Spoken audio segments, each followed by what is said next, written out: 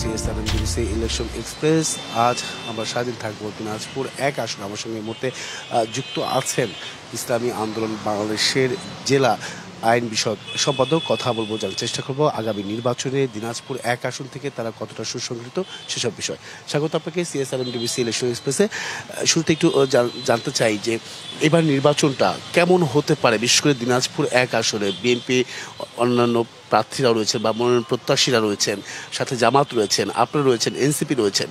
আপনারা কিভাবে আসলে জোটের মাধ্যমে কতটা অ্যাক্টিভ আছেন বলে মনে করছেন?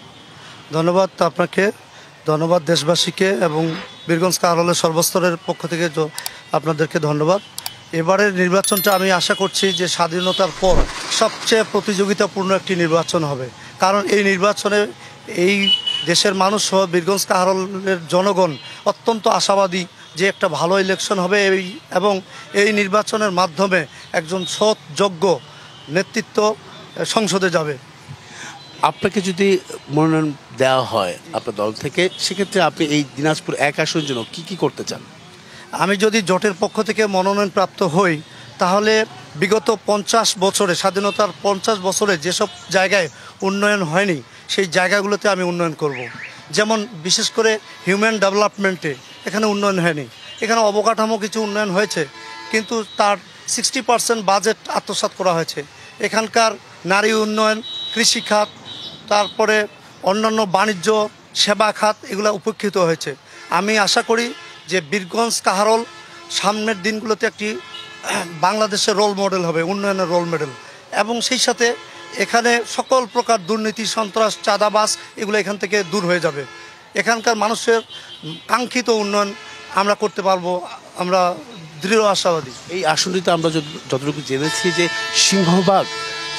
সিংহভাগই হচ্ছে সনাতন ধর্মাবলম্বী। তাদের ভোটটা আপনারা কিভাবে পাচ্ছেন, কিভাবে পাবেন?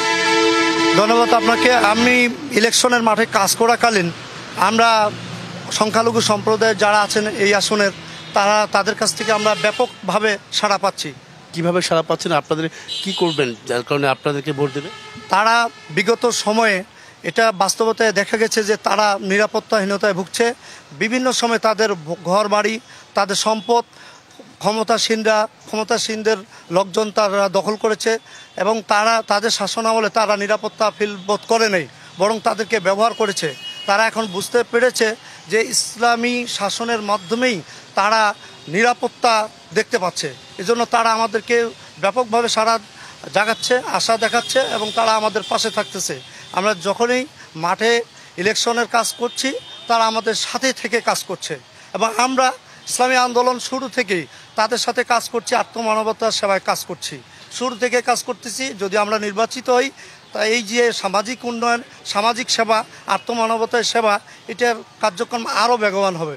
এই যে বিএনপি রয়েছে, বড় শক্তিশালী রাজনৈতিক দল, তাদের সঙ্গে কতটা চ্যালেঞ্জ হতে পারে আপনাদের?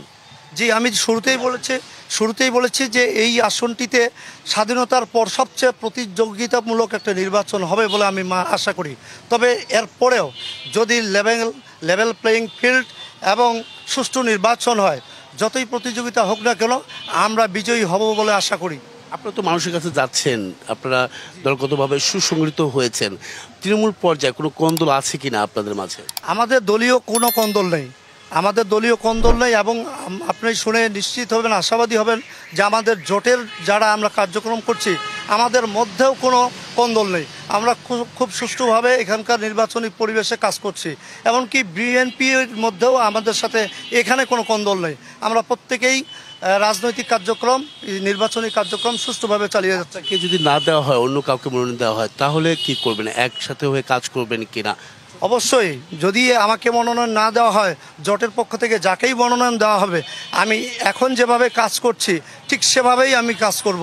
জোটের লক্ষ্য উদ্দেশ্য বাস্তবায়ন করার জন্য আমি সর্বোচ্চ ত্যাগ করতে সর্বসময় প্রস্তুত আছি।